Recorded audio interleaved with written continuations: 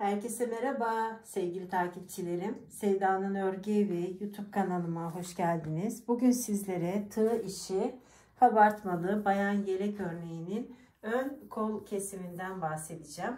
Örneğini zaten yakın bir zamanda paylaşmıştım. Şimdi Angora simli ip kullandım. Şöyle Angora simli. 2 numarada tığım var. Eski tığlardan 2 numara. Şimdi yeleğimiz şöyle değerli izleyicilerim. 3 parça. 6 tane örneğimiz var. Bakın 1, 2, 3, 4, 5, 6 tane örneğimiz var. Kol altına kadar da 50 santim yaptım. Diğer ön parçası da aynı şekilde bakın. Onu kol kesimini bitirmek üzereyim. Yani bitirdim sayılır bakın. Şöyle 50 santim yaptıktan sonra 3 sıra. Burada trabzan geçiyorum. Trabzanlarla beraber ön yaka kesiminden de eksiltmeye başlıyorum değerli izleyicilerim. Ön yaka kesiminden bu trabzanları burada yaparken şöyle ön yaka kesiminden de. Sonra 6 tane örneğimizin ikisini bakın kol altı için, ikisini de ön parçasında, 2 örneğimizde de yukarıya doğru gidiyorum. Sonra burada trabzanla bitiriyorum modelimi. Arkası için de aynı şekilde bakın.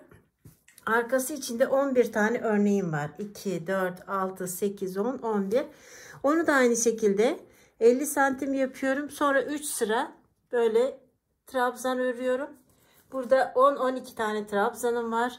3 sıra ördükten sonra 7 tane ile yukarıya doğru gidiyorum değerli izleyicilerim. Yani bir tane örneğini burada trabzan yapmış oluyoruz.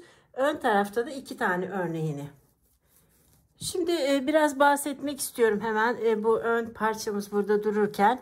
Sonra arkada da aynı şekilde bakın. Şöyle trabzanla kesiyorum. İğneyle dikiyorum değerli izleyicilerim. Hemen örneğime başlayalım. Yani kol kesimimizi şöyle ara ara yine yeleğimizi göreceksiniz. Şimdi aynı az önce bahsettiğim gibi 50 santim yaptıktan sonra burayı 2 tane örneği trabzan örüyorum değerli izleyicilerim. Bakın 1, 2, 3 sıra. Sonra isterseniz ipi burada kopartıp buradan da başlayabilirsiniz. İsterseniz sık iğneyle de buraya kadar gelebilirsiniz. Şimdi burada 7 tane trabzanımı örüyorum. Ön bandında kaç tane trabzanım varsa kol kesiminde de o kadar trabzan bırakıyoruz. Şöyle hemen şimdi sayacağız trabzanlarımızı. 3 sıra ördük. 3 sıradan sonra 7 tane trabzanla gidiyorum. Bakın 1, 2, 3, 4, 5, 6, 7. Şimdi yaka kesimine doğru. Zaten yaka kesiminde de bahsetmiştim. Burada trabzanları başlarken burada da örneğimi eksiltmeye başlamıştım. Kolay ve zevkli bir örgü bu. Şimdi burada 3 tane zincirim vardı. Yine örneğimi belki görmeyenler vardır. Yakın bir zamanda paylaşmıştık. Tığ işi, kabartmalı yelek örneği diye. Ön parçamızda 6 örneğimiz var. Arkasında da 11 tane örneğim var. Şimdi bu şekilde yakaya doğru gidiyorum sevgili izleyicilerim. 3 zincir. Arada da 2 tane trabzan örüyorum. Yine 3 tane zincirim var. Şimdi bu 4 trabzanımın ikisini bıraktım. İkisini alt ucundan ördüm. İkisini de içine örüyorum. Toplamda 4 trabzanım. 2 zincir çektim. Yine 2 tane trabzan ördüm. Sonra da diğer 4 trabzanımın 2 trabzanını örüyorum. 3 zincir. Devam ediyorum bakın. Şimdi yakaya doğru geliyorum. Hemen oradan da başlama yerinden de bahsedeceğim size. Aynı şekilde bakın örüyorum örneğimi. Bu büyüklükte yapacaksanız 4 bobin alacaksınız sevgili izleyicilerim. Yani 3 bobin yetmiyor. 4 bobin tamamı gitmiyor ama yine de 4 bobin almanız gerekir. 100 gramlık. Şimdi yine 2 ve 3 zincir çektim bakın. Buradaki trabzanlarımı da örüyorum önce. Buraya kadar. Hiçbir eksiltme yapmadım bakın. Devam ettim. Şimdi birinci örneğimizi eksiltirken bu kol altınla beraber başladık, az önce söyledim. Burada şimdi 4'er tane trabzanım vardı. Birincisinde 3'er tane bıraktım bir sırada. Sonra dönerken 2'şerli bıraktım. Tekrar bu tarafa giderken bakın 2. Sonra da tek trabzan. Şimdi de yine eksiltmeye başlıyorum. Şimdi bir tane zincir çektim. Yine buradaki bir trabzanımı ördüm.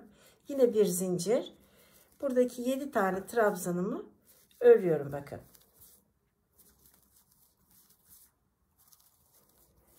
Yani bir eksiltmiş oluyoruz. Yani giderken de gelirken de hep eksiltiyoruz. Sadece ön yüzde falan değil. Arka yüzde de eksiltmiş oluyoruz. Ön yüzde de, tığ işlerinde. Şimdi 3 zincirimi çektim yine. Bakın döndüm. Buradaki 7 tane trabzanımı örüyorum. 3, 4, 5, 6, 7. Şimdi bir tane zincir çektim bakın. Buradaki trabzanı bıraktım. Şu 2 trabzanla devam ediyorum. Yani bir eksiltiyorum değerli izleyicilerim. Yani birden eksiltirsek yakamız çok kötü durur. Şimdi yine aynı şekilde 3 zincirle örneğime devam ediyorum. Bakın.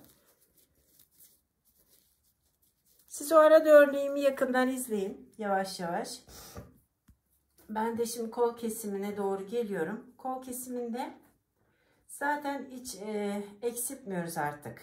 7 tane trabzanımla yukarıya doğru devam edeceğim. Onu da hemen göstermek istiyorum.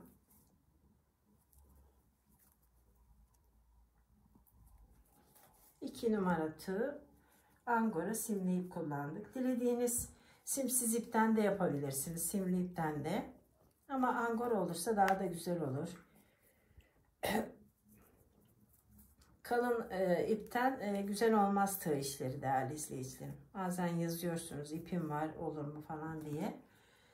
Bence olmaz. İp ne kadar ince olursa tığ işi o kadar güzel olur diyorum. Tığ işi ipleri de var. Onlardan da yapabilirsiniz. Yavaş yavaş yeleğimizi gördünüz. Ben de o arada bakın kol altına doğru örerek devam ediyorum. Şimdi şurada yine 7 tane trabzanımı öreceğim. 3 sıradan sonra 7 trabzanla yukarıya doğru devam ediyorum. Ben 50 santim yapıyorum. Sizler kendi boyunuza göre ayarlayabilirsiniz. Uzun sevenler daha uzun, daha kısa seviyorsanız daha kısa da yapabilirsiniz sevgili izleyicilerim. Bakın şimdi hep bu 7 tane trabzanla yukarıya doğru devam edeceğim. Buraya geldiğimizde de zaten şu ön kol yaka kesiminde bitirmişim bakın şöyle. Sonra bir eksilttim. Tekrar şuradan devam edelim bakın. Şurada eksilttik. Sonra ikinci örneğimizi de bitirdik aynı şekilde. 4 taneydi. Yani iki yanda. Sonra 3'er bıraktık, 2'şer bıraktık, 1'er bıraktık. Bakın 2 1. Sonra da 2 tane örneğimle yukarıya doğru devam ettim sevgili izleyicilerim. Bugünlük bu kadar. Bu bitmiş kol kesimini görerek yeleğimizle veda edelim sizlere. Şöyle. Beni izleyen herkese çok teşekkür ediyorum. Kanalımıza abone olduğunuz için de ayrıca teşekkür ediyorum. Bizi izlemeye devam edin. Hoş kalın. Örgüyle ve sevgiyle kalın değerli sevgili izleyicilerim diyorum.